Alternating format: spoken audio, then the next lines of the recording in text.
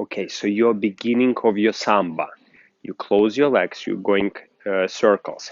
5, 6, 7, 8. So that was a stationary samba walk. Then you have a cruzado walks. 1, 2, lock step. 3 and 4. Then you have continuous lock step. 5 and 6 and 7 and 8. Reverse angle for you. So you're going 5, 6, 7, 8. Cruzado walks. 1, 2, 3, and 4.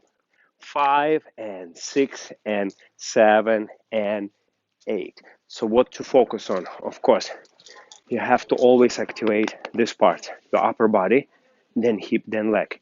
So this will be for you very, very good exercise to activate this part. So you can do circles, this way, hops, right, left, right. If this active, everything else will be active. So when you start dancing, 5, 6, just observe natural feel between your rib cage, hips and legs to produce a very nice continuous motion. So even though it looks like I'm doing hips, it's actually mainly is a rib cage which activates that. So you're going 5, 6, 7, and here very important that left rib cage and chest forward 8, because remember this part's always leading the step. Now from here contracting 1, this is leading the step. 2, remember if you dance with your chest and rib cage, the movement always will be very flexible. Cha, cha, cha, rib cage.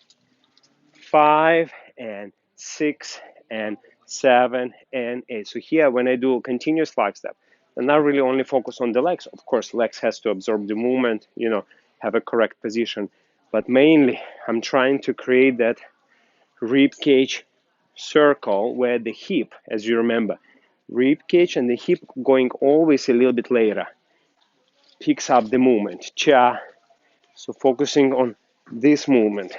This, and sometimes when music's slow, it's become almost like a circle. So I very strongly recommend for you guys to just like do a lot of chest movements and absorb your own movement until you can find that natural flexibility where you can start playing with the movements. Then everything will feel and will look great. Thank you.